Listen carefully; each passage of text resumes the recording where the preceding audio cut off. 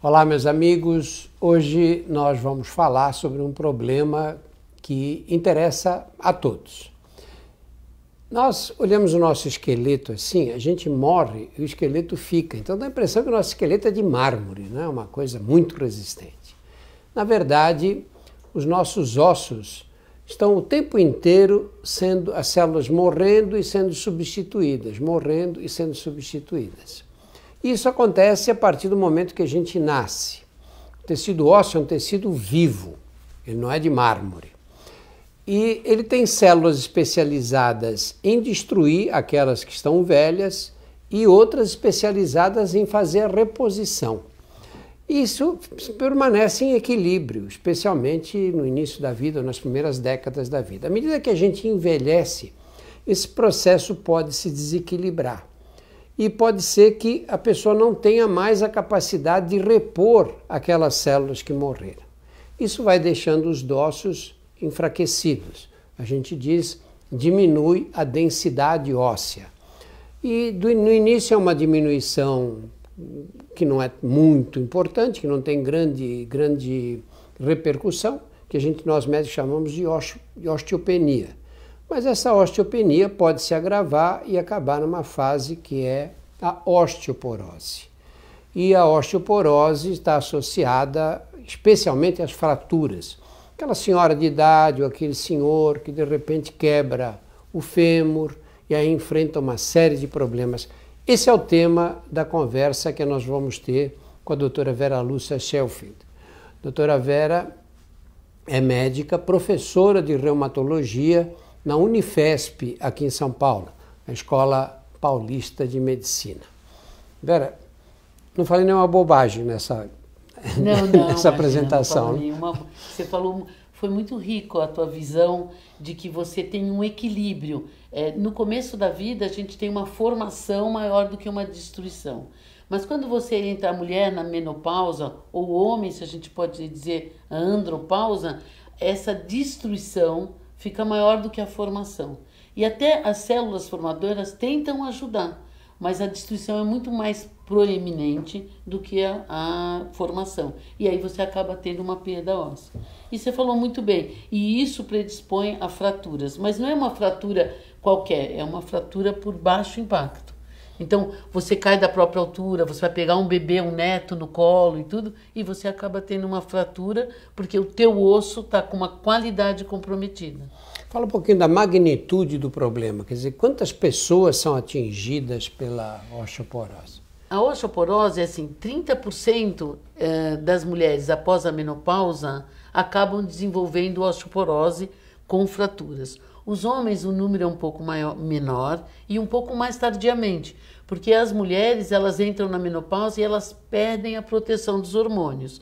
Então, uma em cada 4, né, acaba tendo uma perda acelerada e desenvolvendo a osteoporose. Os homens mais tardiamente, mas é 1 em cada 5, mas é importante.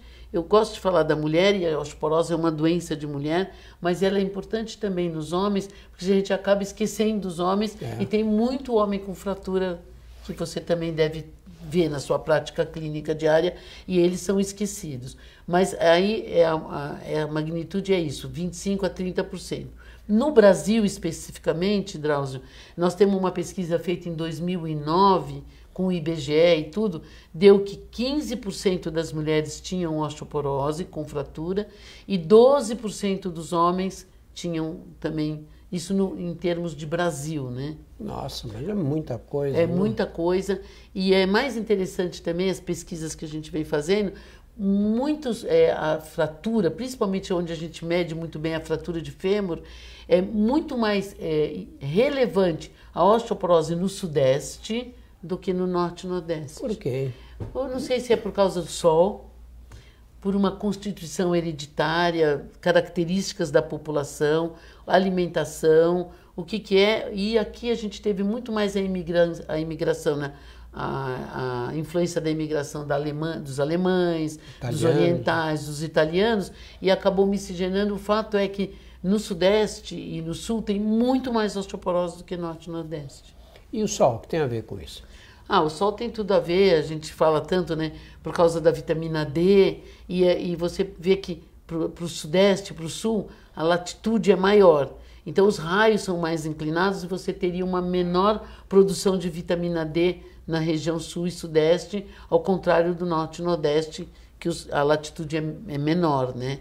Mas o sol tem tudo a ver por causa da vitamina D, que a vitamina D é muito importante para a fixação, sei lá, para a absorção de cálcio em si, né? Quando você recebe uma pessoa, faz o exame clássico, que é a densitometria óssea, e você vê que essa pessoa está já com uma densidade óssea diminuída, caminhando para a osteoporose.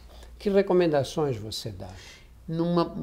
Se esse paciente tem uma osteopenia, como você falou na sua apresentação, e ele não tem outros fatores de risco importante, por exemplo, é uma pessoa saudável, não está tomando corticoide, você que gosta do termo, não fuma, né? O tabagismo, o etilismo. Também esse daí você pode apenas observar e, é claro, você vai mandar fazer atividade física, pode dar um pouco de vitamina D ou o sol, se a pessoa for jovem, e uma ingestão adequada de cálcio. E aí você observa, nem toda osteopenia necessariamente vai virar uma osteoporose ou fratura. O que é importante, foi um estudo feito lá nos Estados Unidos, é que como tem muito mais gente com osteopenia do que com osteoporose, um grande número de fraturados estava na faixa da osteopenia.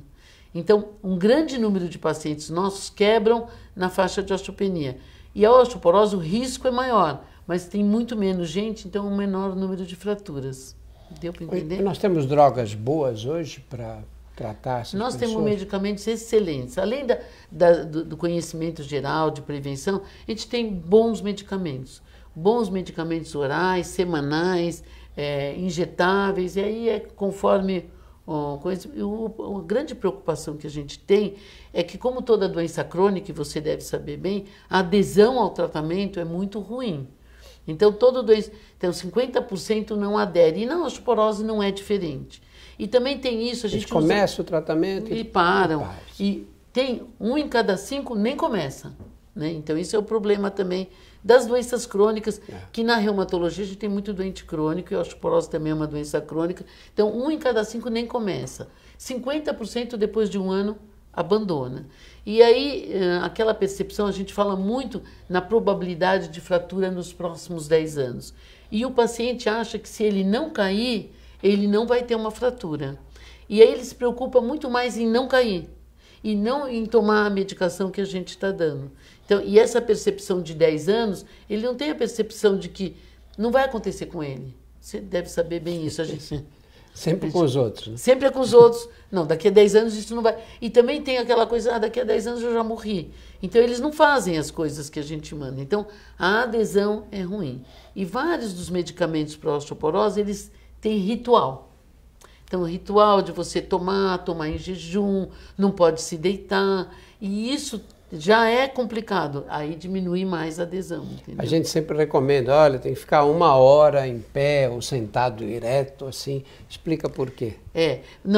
Tem um medicamento que é um dos mais utilizados, são os bisfosfonatos. Eles são muito mal absorvidos. Então, eles têm que ser em jejum, com um copo de água e ficar 40 minutos sem comer nada. Porque se você comer alguma coisa, eu até brinco, se você colocar um floral de bar, que as pessoas às vezes têm, já se complexa lá com o bisfosfonato e elimina ele. Então você tem esse ritual. E você tem que ficar 40 minutos e não pode se deitar. Porque se deitar e ele prender no seu esôfago, acaba te fazendo uma úlcera de esôfago, uma esofagite violenta. Então, eles são ritualísticos. Aí tem o seguinte, aí tem 1 vez por semana, que são os bisfosfonatos, e tem uma vez por mês. E aí tem 1 vez por ano. Aí aqueles que têm 1 vez por semana, 40% abandona também em 1 ano. Aqueles que com 1 vez por mês, 47%, 50% continua depois de 1 ano. Metade? Metade. E 1 ano, aqueles que são injetáveis, que também é da sua especialidade, o ácido zolendrônico. Aí eles dizem que tem adesão por 1 ano, mas é claro, eles duram 1 ano, né? Mas quando você liga para eles virem tomar, eles adiam, né? Então, uma preocupação muito grande nossa é a adesão do paciente. Mais recentemente tem essas novas injeções, eu acho que você também tem bastante noção, né? O denosumab. Na tua área, especificamente, é uma dose muito maior do que na nossa. Mas também aumentou um pouco a adesão, porque ele tem praticamente poucos efeitos colaterais. São injeções subcutâneas que podem ser auto-aplicáveis sozinhas a cada 6 meses. Então, também, nos estudos, mostraram uma adesão maior. Melhor. Mas não é melhor, mas não é nenhuma. E tem alguma tentativa, né? Alguma, de estabelecer um protocolo para fazer as pessoas aderirem? Existem várias, por exemplo. Então, você telefonar, a própria indústria farmacêutica interessada nisso faz programas de paciente em que você fornece o nome do seu paciente e eles telefonam, eles lembram que tem que tomar injeção, eles fornecem material educativo e tudo isso. Isso aumenta um pouco a adesão, é claro, mas nunca você vai conseguir uma adesão como você tem no estudo clínico, né? No estudo clínico você tem pacientes que só têm aquela doença e que tem uma adesão de 80%. Então os resultados são maravilhosos. Quando a gente chega na vida real, que o paciente é hipertenso, diabético, tem epigastralgia, tem tudo isso, e a gente sabe como é o doente, a adesão é muito menor, né? Vera, quando você parece uma moça no seu consultório, olha, eu tenho 40 e poucos anos, estou na fase pré-menstrual ainda, eu menstruo normalmente, mas minha mãe tem osteoporose, minha avó teve osteoporose, tive 2 tias com osteoporose, e eu não quero ter. O que conselho você dá para ela?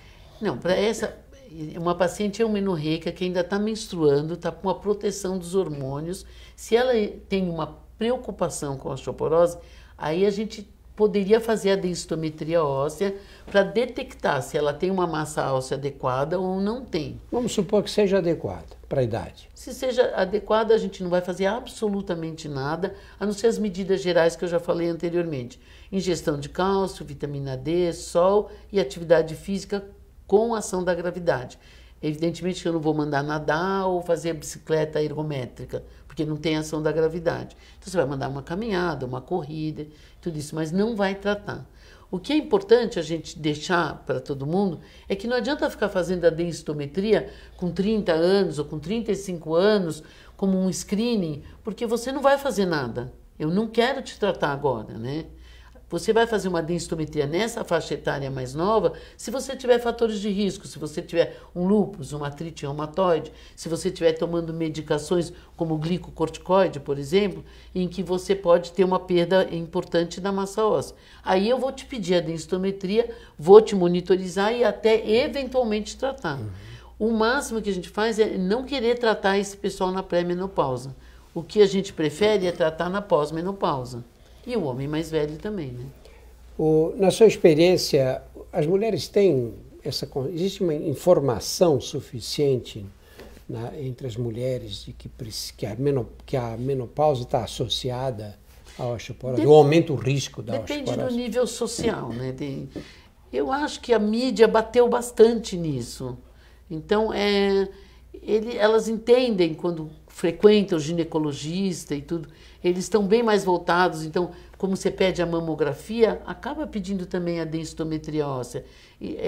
Tá conhecida a doença, né? O que está é assim, tá conhecida a doença na população. Você sabe que apesar da educação continuada, que tem todos os esforços na reumatologia, na endócrina, na geriatria, na ortopedia, ainda tem muitos colegas médicos que, por exemplo, você tem uma fratura, e tanto aqui, isso não é uma acusação no Brasil, é no Brasil e no mundo, menos de 25% sai com algum tratamento. Então, se você tem um infarto agudo do miocárdio, você não vai sair da UTI depois sem algum antiagregante, não vai sair. Você concorda? Um bloqueador. E menos de 25% sai com alguma medicação para osteoporose depois de uma fratura de fêmur, que é o pior desfecho que pode ocorrer num paciente com osteoporose. Menos de 20%? Menos de 25%. Quer dizer, o ortopedista vai lá, coloca a prótese... faz a prótese, faz a cirurgia e tchau. E adeus. Não encaminha nem para ele, não encaminha para outras pessoas para um tratamento de osteoporose. Quando você vai pensar que um infartado não vai sair com alguma medicação e não vai sair encaminhado? Imagina. Então, é isso que a gente não consegue mudar na cabeça, principalmente dos colegas ortopedistas, e não se atentam para isso. Ou, por exemplo, uma fratura de antebraço, que é uma fratura sentinela de aviso de que você vai ter outras fraturas. Então você teve uma fratura de antebraço por mínimo trauma. E aí você vai no ortopedista, ele corrige tudo, não faz nada. Não pede uma densitometria, não te encaminha. Fica esperando a segunda fratura. A né? segunda fratura, um ano que vai ocorrer nos próximos meses, porque ela é preditiva de fratura de coluna e de fêmur. Aí você está lá esperando inocentemente. Tem gente que, você falou em coluna, tem gente que confunde osteoporose com artrose. Isso, eu até estava falando com as meninas aqui, né, Drauzio, de que as pessoas confundem muito na nossa área da reumatologia, vem assim, eu estou com muita dor, me pede uma densitometria. Bom, não tem nada a ver, né? Osteoporose não dói, a osteoporose não dói e ela é chamada de doença traiçoeira, porque você não tem nada, qualquer um de nós pode estar agora com osteoporose e não ter nada, e não tem nenhuma dor. Ela só dói quando tem fratura. E o pior de tudo, 70% dos pacientes com fratura de coluna não tem nada. Toma um analgésico, faz um repouso, fica bom. Então, só 30% é sintomático. Então, é uma doença que não dói. Então, quando o paciente vem, eu tenho dor no corpo todo e eu acho que eu tenho osteoporose, é o momento de você refletir e dizer, você tem osteoporose, pode até ter, mas não é isso a causa da tua dor. Então, pode ser uma artrose, pode ser uma fibromialgia, pode ser o começo de uma artrite reumatoide. Então, há uma confusão, pode ser até um ombro doloroso, né? Um reumatismo extra-articular, um túnel do carpo, pode ser outras coisas, e tudo fica no mesmo saco, que é a osteoporose. Da osteoporose. Me diga uma coisa, quando a gente vê essas senhoras magrinhas, no Japão a gente vê muito isso, né? Que vão ficando encurvadas cada vez mais. É osteoporose isso? Não precisa ir nem para o Japão, né? Pode ir para a Liberdade também, você vai ver. Não precisa, precisa ser tão sofisticado, né? No Japão, na Liberdade a gente tem várias orientais, né? Asiáticos, né? De um modo geral. Não só os japoneses, mas os chineses, os coreanos. E você vê aquela curvatura, assim. E aí o pessoal acha é normal porque é velhinho. Não é normal, porque cada vértebra quebrada você perde 1 centímetro de altura. E aí você vai se encurvando e vai ficando com aquela corcunda que a gente é chamada na nossa área, é a corcunda da viúva. Eu não sei porquê, será que a viúva chora? Porque as mulheres mas ficam tem muita viúvas, os maridos agora sempre morrem antes. Não, mas também a corcunda da viúva, aquela curvinha que fica aqui atrás. Eu acho que eles acham que a viúva tem que chorar muito e fica assim encurvada, mas a gente não vê viúva mais tão chorosa assim, né? Ao contrário, às vezes. Às vezes muito feliz. Mas você vê, é uma perda de altura. Então, a osteoporose, é importante a gente saber, ela não dói. Se você tem uma dor no ombro, uma dor no joelho, uma dor no pé, não tem nada a ver com a osteoporose, né? A osteoporose só dói quando você tem múltiplas fraturas vertebrais, que aí você tem uma alteração todinha do seu esqueleto, da sua coluna, aí tem posições viciosas, aí pode ser extremamente dolorosa. Mas aí é uma osteoporose com múltiplas fraturas. Com complicações. Com complicações, com alterações do teu esqueleto, né? Vera, eu vou te fazer umas perguntas que chegaram para nós pela internet. A primeira é da Vilma de Souza. Eles têm osteoporose com os remédios do colesterol e triglicérides. Minhas dores aumentam. Não tem um remédio menos invasivo que não traga tantas dores? Faço academia e caminhada e minha alimentação é saudável. Ela toma remédio para o colesterol e as dores aumentam? Não, os remédios de colesterol, normalmente as estatinas, podem dar muita dor muscular. Isso é uma coisa. E aí, junto a alguns medicamentos, principalmente os bisfosfonatos, podem também ocasionar um pouco de dor. Eu não sei se a somatória dela tem dor e se a somatória dos remédios de colesterol mais o remédio da osteoporose está doendo mais a ela. Aí tem sim alternativas, né? Tem esses que não, os bisfosfonatos, por exemplo, essa injeção que a gente falou a cada 6 meses, não tem nenhuma dor no corpo, ela não dá dor no corpo. Poderia mudar a medicação. Tem uma pergunta da Lurdinha. Diz, tenho osteoporose já em estado avançado. Estou fazendo a experiência de tomar esse denosumab, esse medicamento, de 6 em 6 meses. Será que vou ficar bem? Vai ficar bem. É um remédio, esquece da dor. Se você tem dor, você tem que procurar a causa da tua dor.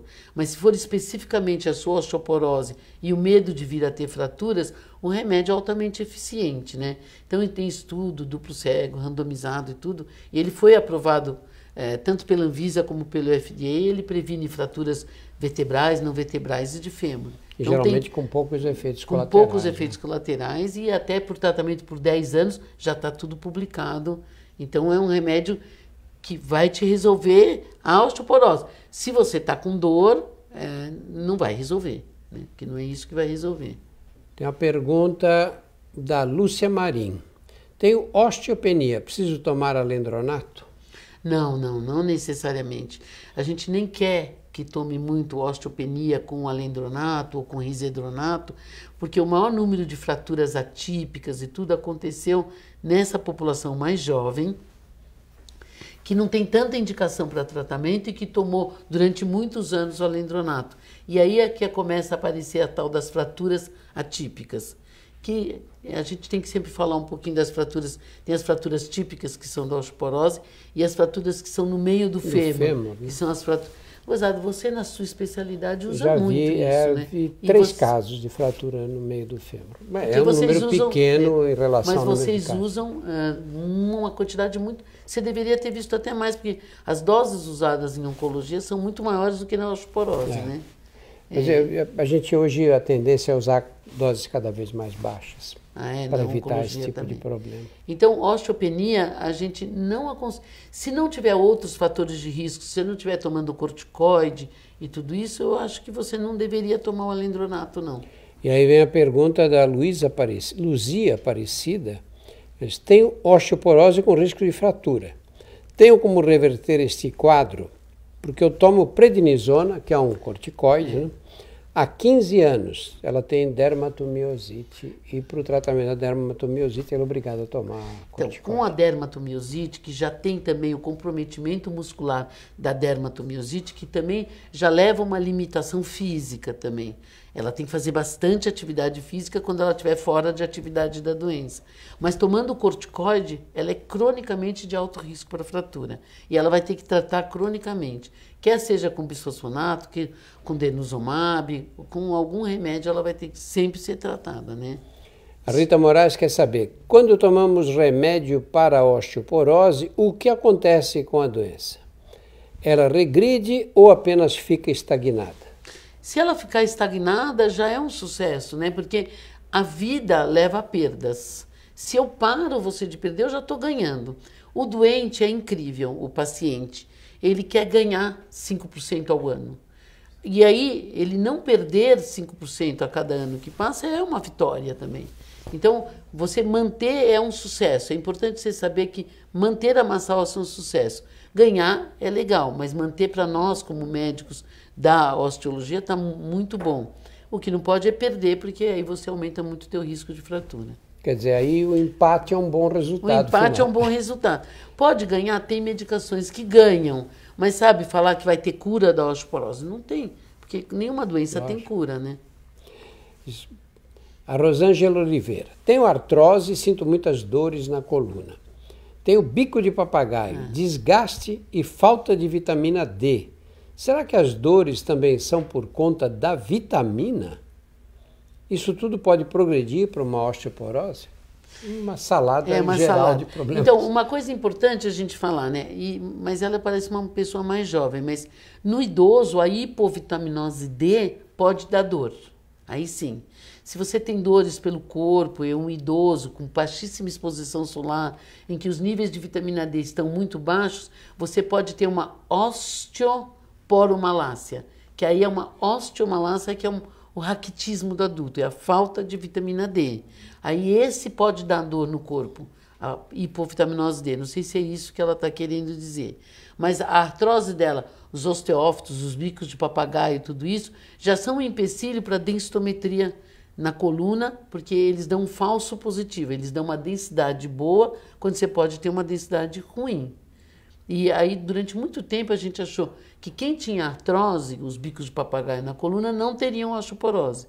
Na verdade, é que a densitometria, ela não vê o que está na frente.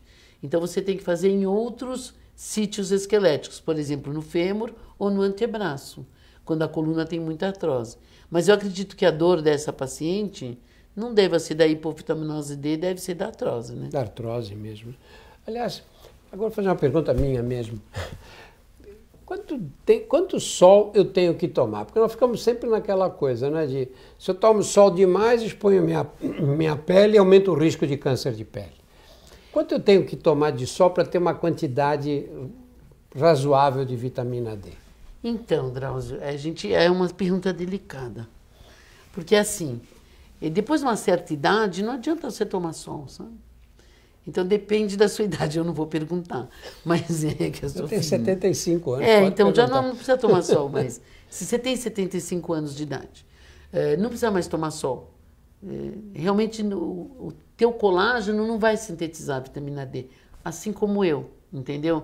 Eu também vou me queimar toda no sol e não vou ficar com os níveis adequados de vitamina D. E você também não, porque a gente não tem substrato. Então, para nós dois, é muito melhor tomar comprimidos de vitamina D. Já fazer a reposição. Então, eu não vou te falar, fica 15 minutos. Mas o pessoal aqui que está filmando a gente, pessoal novinho, eles podem ficar 15 a 20 minutos no sol, com os braços e a perna para fora, e aí eles vão ter os níveis adequados de vitamina D. Quantas vezes por semana? Uma vez? Todos os dias. Não, todos os dias. É tipo, eu vou na hora do almoço, quando está sol, e o sol é o sol que dá câncer de pele. É o sol das 11 horas. É o ultravioleta. Mas quem trabalha não consegue tomar sol todos os dias. Não, mas quando eles vão lá na Avenida Paulista, por exemplo, almoçar, se eles estiverem de sainha, com a camiseta e tudo, vai no almoço, vai a pé e volta a pé, já é bom que caminha e toma esse sol a pique. É que ninguém quer se expor e ficar suando desse jeito. É mais difícil. Né? Bem difícil. Porque é o sol do meio-dia, é o sol das 11. Não é o sol do começo do dia, não é o sol do finalzinho do dia ou do comecinho da tarde que a gente fala para o bebê. É o sol mesmo, de verdade. É o sol que dá câncer de pele. Então é o sol que a gente detesta na hora do almoço na Avenida Paulista. Deus me livre. Esse é o sol que é bom, que dá vitamina D. Vera, a Lourdes Santiago pergunta, por que mesmo tomando cálcio adquirimos a osteoporose? E eu quero acrescentar que você falou 2 vezes aqui injeção de cálcio. Ingestão. E a maioria das pessoas que toma cálcio toma por via oral. Não, eu falei ingestão. A ingestão? Eu não falei ingestão de cálcio, eu falei ingestão. Então, cálcio em comprimido. É cálcio em comprimido. Eu só falei ou cálcio em comprimido ou cálcio na dieta. É claro que a gente quer muito mais que seja cálcio na dieta. Um leite, 2 copos de leite, leite enriquecido, 3 copos de leite. A gente sempre força leite e derivados. Aí iogurte, queijo. Iogurte, queijo. É isso daí. Muitos oferecem verduras verdes, que as verduras verdes são ricas em cálcio. Só que elas são muito mal absorvidas. Então, se você quer ter 1 copo de leite comendo couve, você vai comer maços e maços de couve, porque ele é mal absorvido. Então, resolve o teu problema tomando 1 copo de leite. Então, o cálcio, ele é importante, mas quando você entra na menopausa, ou frente às doenças também, ele não é o suficiente para prevenir a perda óssea. Então, o hipoestrogenismo, a falta dos hormônios que a gente tem na menopausa é muito mais importante do que a quantidade. Você pode se entupir com um litro de leite por dia. Ele não vai diminuir a tua perda, porque o estrogênio vai ser mais importante que o cálcio. Mas uma ingestão adequada, uma nutrição adequada de cálcio a vida toda é muito bom, porque ela otimiza também as medicações, né? Quer seja por comprimidos de cálcio, quer seja pela alimentação. É óbvio que a gente vai pedir pela alimentação. Quando você tem intolerância à lactose, você tem restrição, você tem preconceito ou até não gosta do leite, a gente acaba dando suplemento de comprimidos de cálcio. E para repor o cálcio todo necessário, você recomenda quanto em leite e laticínios? Quantos copos de leite ou iogurte, fatias de queijo? Cada medida, quer dizer, 200 ml de leite, do leite normal, né? Um leite normal, e não precisa ser integral. Todo mundo pergunta se é integral, não precisa, porque integral engorda, tem colesterol, né? Não precisa. Pode ser um desnatado ou semidesnatado. E aí ele te dá, em média, 300 miligramas de cálcio. Adultos, mulheres e homens, precisam de 1.000 por dia. Então, 3 copos de leite dá e sobra. Dá bem, porque uma dieta completamente sem leite, sem queijo, sem nada, te dá 250 miligramas. Como a gente, em média, precisa de 1.000, 250 o índio, que não tem nada de leite, ele tem uma ingestão pelo menos de 250 miligramas de cálcio. E aí você acrescentando 3 copos de leite, você já tem os 1.000, 1.200. Agora, pode ser um copo de leite, E um iogurte, 2 e uma fatias fatia de queijo, pode. O importante aqui é a gente saber o seguinte, não adianta você... o médico está me ambulando e eu vou tomar 2 copos de leite todo dia de manhã e pronto, já fiquei livre disso. Tem que fracionar. Entendeu? Então não adianta você se entupir de leite no café da manhã e não comer mais nada. Então a gente pede assim, um copo de leite de manhã, um pão com uma fatia de queijo. E na hora do lanche da tarde, um iogurte, uma fatia de queijo ou mais um copo de leite. Tem uma pergunta da Paula Gomes, que eu acho que você já respondeu. Ela diz: tenho dores em todo o corpo por conta da osteoporose.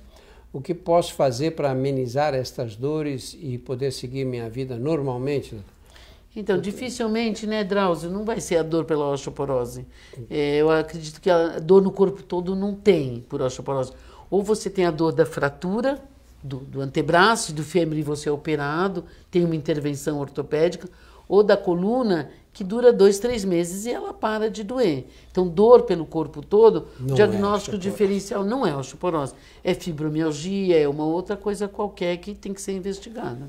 E a Milce Lopes pergunta se a osteoporose é uma doença hereditária.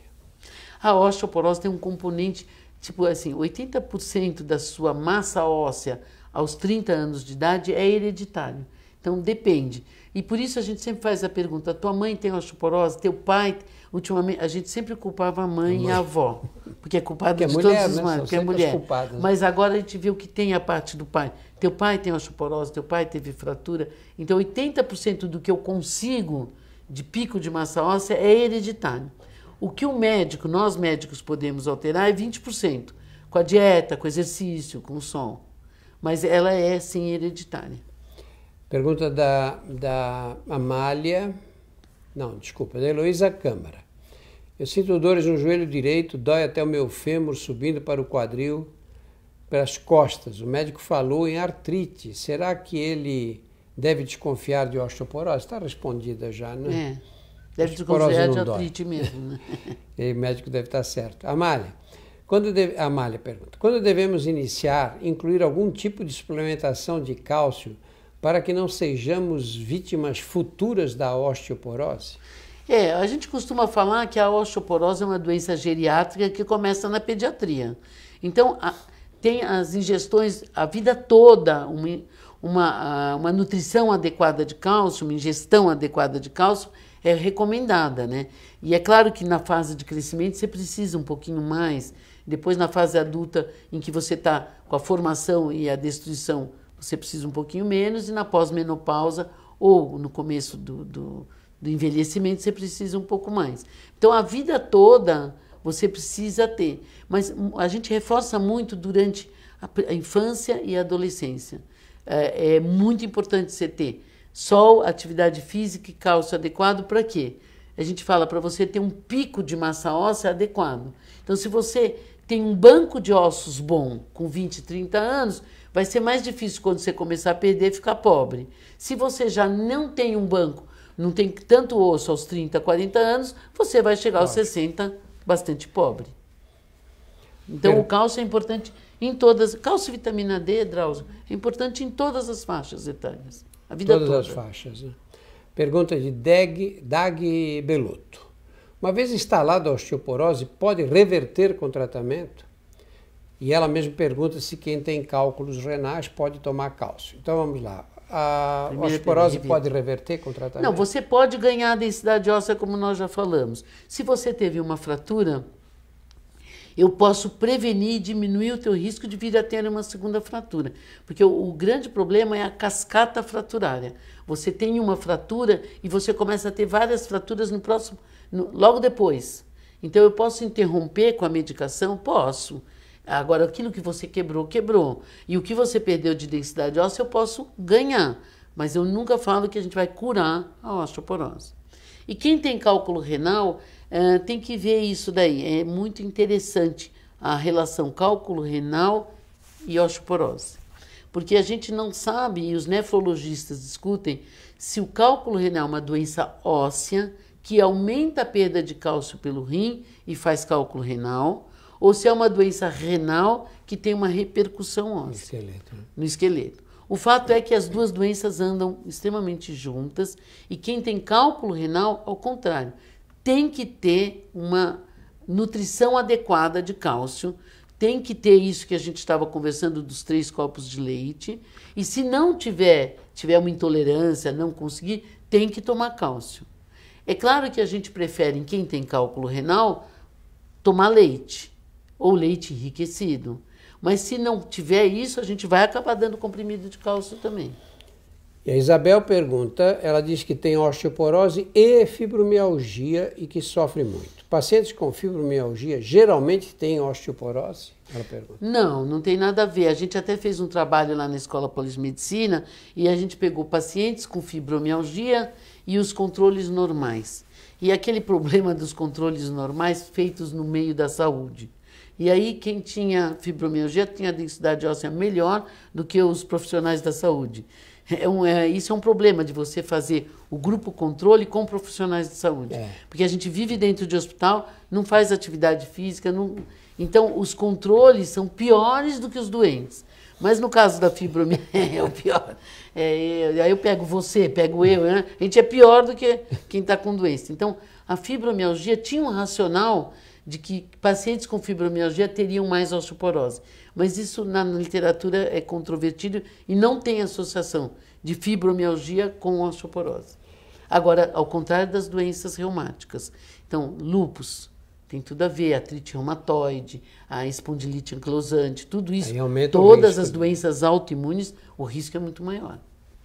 Pergunta da Ana Santos. Gostaria de saber mais. Meu médico falou que eu tenho osteopenia e se não cuidar, vira osteoporose. Estou tomando várias vitaminas, principalmente D, A, magnésio, etc. Ela coloca. Essas vitaminas, etc., eu adoro, ajudam né? um pouco? Eu adoro isso daí. As vitaminas que ela está tomando, a vitamina D, ela podia acrescentar o cálcio, tá certo? Ela tem uma osteopenia, ela deve ser monitorizada. Se ela ficar doente, se ela tomar, por exemplo, corticoide, ela pode vir a ter osteoporose mesmo, né?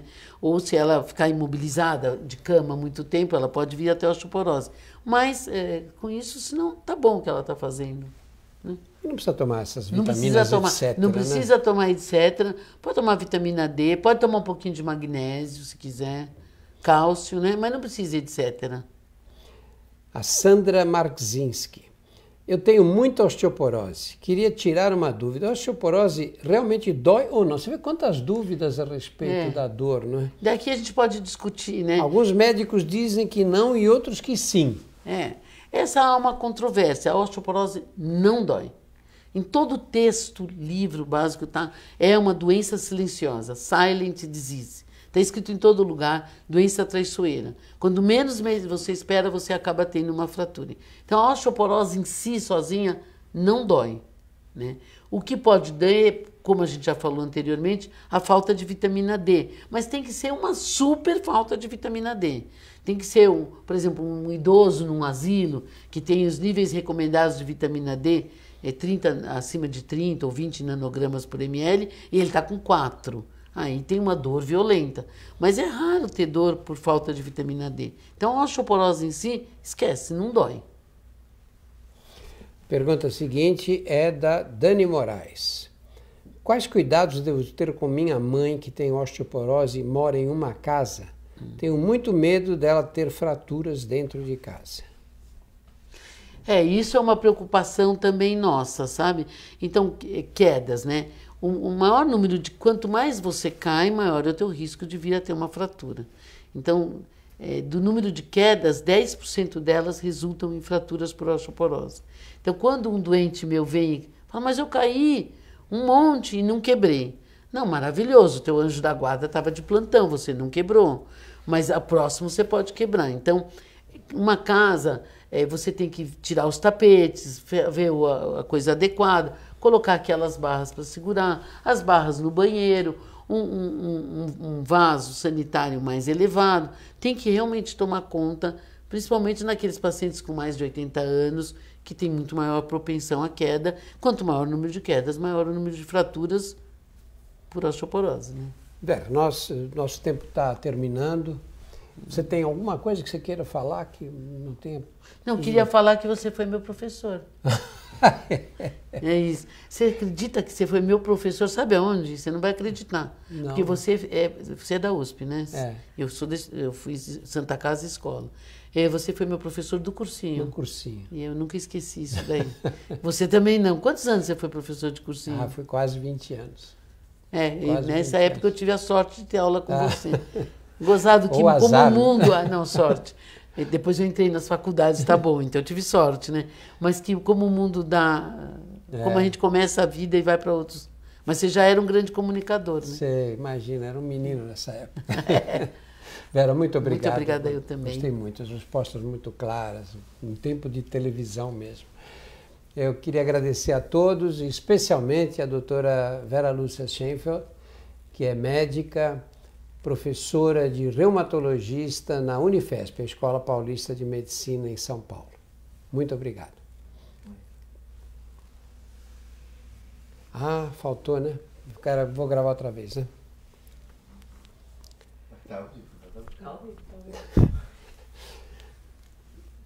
Eu queria só lembrar que quem quiser saber mais sobre osteoporose, o pessoal está me fazendo sinal aqui para acessar o site osteoporosebrasil.com osteoporosebrasil.com e faça o seu cadastro no site. Muito obrigado, Vera. Muito obrigado. Prazer, viu? Gostei muito. Obrigada eu.